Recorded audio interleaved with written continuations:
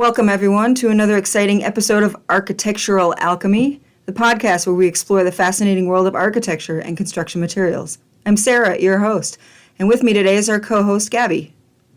Hey, everyone. Today we have a special guest joining us, Kirk Selleck, an expert in steel production and its role in architecture. Welcome, Kirk. Thank you, Sarah and Gabby. It's great to be here and discuss the incredible journey of steel in the world of architecture. Absolutely, Kirk. Steel is such a crucial component in modern architecture. Let's start at the very beginning, the raw material. Where does steel come from? Steel begins its journey deep beneath the Earth's surface. It's primarily made from iron ore, which is mined from various locations around the world. The ore undergoes a complex extraction process to obtain iron, which is then further refined into steel. That's fascinating, Kirk. Once we have the raw material, what happens next in the steel production process? Well, the iron is typically smelted in blast furnaces to remove impurities, resulting in pig iron. To create steel, we need to reduce the carbon content in pig iron. This is done through various methods, including the basic oxygen process and the electric arc furnace. So now we have steel, but how does it find its way into architecture? Great question, Gabby. Steel is incredibly versatile and can be shaped into various forms and sizes. In architecture, it's used for its strength, durability, and flexibility. It's essential for constructing skyscrapers, bridges, and iconic structures like the Eiffel Tower. Speaking of iconic structures, let's delve into the different stages of steel manufacturing that lead to these architectural marvels. Sure, Gabby. The manufacturing stages include rolling, shaping, and welding. Steel is rolled into sheets, beams, or rods to meet the specific requirement of a project. It's then shaped and welded to create the framework of a building. And what about the finishing touches, Kirk? How does steel get that polished, sleek look in modern architecture? After the steel structure is in place, it goes through surface treatments like painting, galvanizing, or powder coating. These processes protect the steel from corrosion and give it the desired aesthetic finish. That's a comprehensive journey from raw material to a finished architectural wonder. Kirk, thank you so much for shedding light on this. It's truly fascinating. You're welcome, Gabby and Sarah. It's been a pleasure discussing the role of steel in architecture, from its origins to its incredible applications. And to our listeners, thank you for joining us on another episode of Architectural Alchemy. Stay tuned for more captivating insights into the world of architecture and construction materials.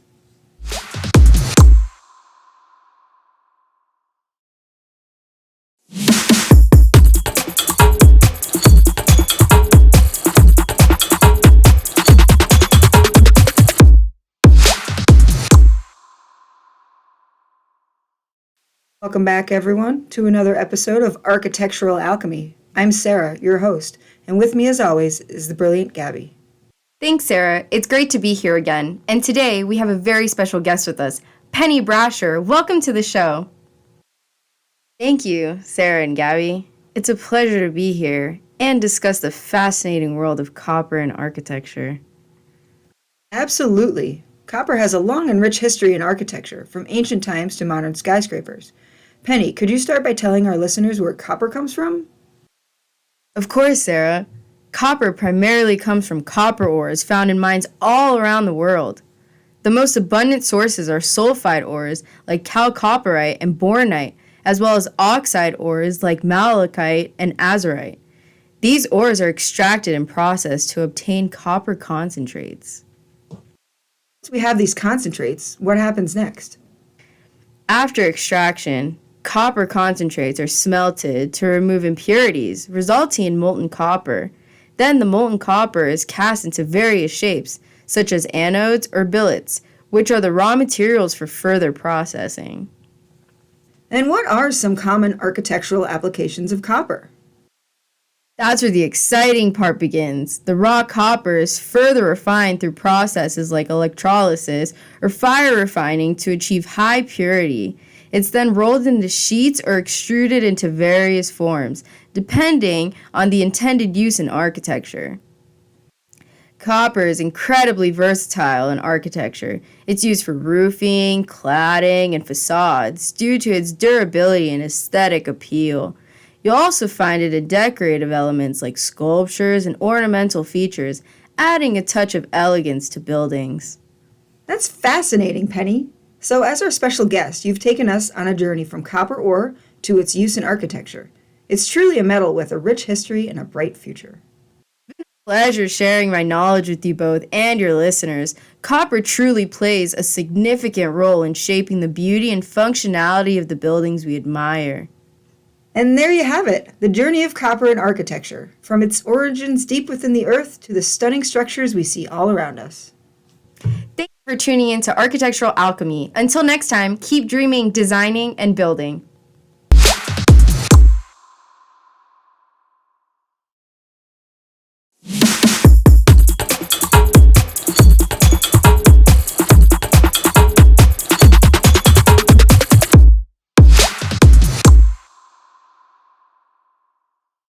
Hello, everyone, and welcome back to another episode of Architectural Alchemy. I'm your host, Sarah, and today we've got a special treat for you. We're diving deep into the world of gold, exploring its journey from raw material to architectural masterpiece. That's right, Sarah, and to help us unravel the mysteries of gold's architectural applications, we've invited a special guest today. Please welcome Goldie Hills, an expert in gold production and its use in architecture.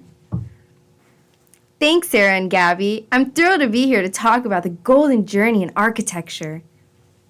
Fantastic. So, Goldie, let's start at the very beginning. Where does gold come from, and how is it extracted? Gold primarily originates deep within the Earth's crust. It's found in mines around the world, often mixed with other minerals. The mining process involves extracting gold ore, which is then crushed and processed to separate the gold from other elements. This yields the raw material for various applications, including architecture. Once we have the raw gold, what's the next step in the architectural process, Goldie? Well, after extraction, the gold is refined to remove impurities, resulting in high purity gold bars or sheets. This pure gold can be used for architectural elements like gilding, gold leaf, or decorative finishes. Its malleability and resistance to corrosion make it a popular choice for ornamentation. Gold sure has a fascinating journey from the mines to architectural details. But what about manufacturing stages in architecture? How is gold incorporated into buildings? Gold can be integrated into architecture in various ways. One common application is gold leafing. This involves applying extremely thin sheets of gold to surfaces, creating a luxurious reflective finish. It's often used for intricate designs on ceilings, domes, or sculptures. That sounds stunning. Are there other manufacturing stages where gold plays a role in architecture? Absolutely, Sarah. Gold is also used in architectural hardware and fittings, such as doorknobs, handles, and hinges. It not only adds a touch of elegance, but also offers excellent durability. In modern architecture, gold coatings on glass surfaces are used to enhance energy efficiency by reflecting sunlight and reducing heat absorption. Gold's journey from mines to architectural marvels is truly remarkable. It goes through a complex process, but the end result is always stunning. Thanks, Goldie, for shedding light on this fascinating topic. Yes, thank you so much for joining us today, Goldie. And thank you, dear listeners, for tuning in to Architectural Alchemy. Stay tuned for more captivating stories from the world of architecture. Until next time.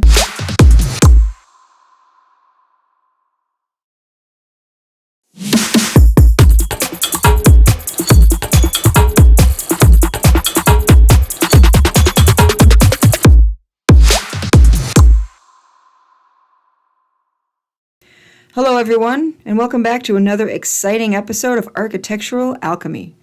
I'm Sarah, your host, and today we have a very special guest with us, Gabby.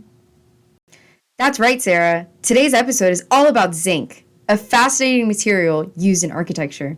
And to help us understand the journey of zinc from its source to the architectural masterpiece, we have an expert in the field, Sterling Voss. Thanks for having me, Sarah and Gabby. It's a pleasure to be here to shed some light on the zinc cycle in architecture. Let's kick things off by talking about where zinc comes from. Well, zinc is a natural element found in the Earth's crust. It's typically extracted from zinc ores, primarily sphalerite. These ores are mined in various parts of the world, including Australia, China, and Peru. So once it's mined, what happens next in the zinc cycle? After mining, the zinc ore goes through a series of processes. First, it's crushed and then roasted to remove impurities. This leaves us with zinc oxide, which is then reduced to metallic zinc through a process called smelting. Smelting sounds quite intense. What's next? Once we have metallic zinc, it's often further refined through electrolysis to achieve high purity levels. This refined zinc can then be used for various purposes, including architectural applications. That brings us to the architectural aspect. How does zinc make its way into the world of architecture? Zinc has many architectural uses, from roofing and facades to gutters and downspouts. It's popular because it's durable, corrosion resistant, and develops a beautiful patina over time. Ugh, I've seen those lovely blue-gray patinas on old buildings, but what are the stages in manufacturing for architectural zinc? The manufacturing process involves rolling the refined zinc into sheets or coils. These can then be shaped and formed according to the architect's design. The final stages often include surface treatments and coatings to enhance the material's longevity. Thank you so much, Sterling, for taking us on this journey through the zinc cycle in architecture. It's been a pleasure sharing this knowledge with you both and your listeners. Remember, zinc is not just a metal, it's an integral part of architectural history and innovation. That's all for today's episode of Architectural Alchemy. We'll be back with more fascinating architectural insights in the next episode. Until then, stay curious and keep exploring the world of architecture. And thank you to all our listeners for tuning in. We hope you've gained a deeper understanding of how zinc transforms from its source to become a crucial part of architectural marvels around the world.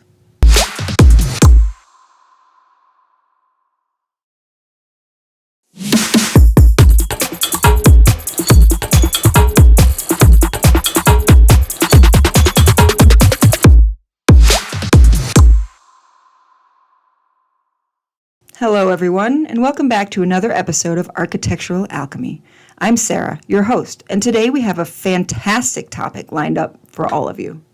That's right, Sarah. We're diving deep into the world of aluminum in architecture, exploring its origin, processing, and the stages of manufacturing. And to make it even more special, we have a special guest today, Dior Carnelian, who's an expert in this field. Thanks, Sarah and Gabby. I'm thrilled to be here and shed some light on the incredible journey of aluminium in the architectural world. So, Dior, let's start at the beginning. Where does aluminum come from, and how does it find its way into the world of architecture?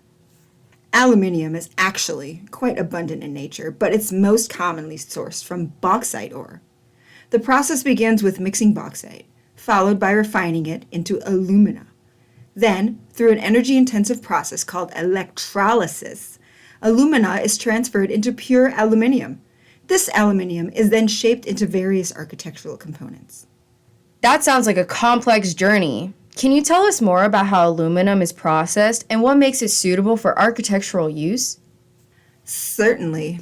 Aluminium's versatility in architecture stems from its unique properties. It's lightweight, corrosion resistant, and can be easily molded into various shapes and sizes. After obtaining pure aluminium, it can be extruded, rolled, or cast into the desired forms for architectural applications. Surface treatments like anodizing or powder coating provide additional protection and aesthetics.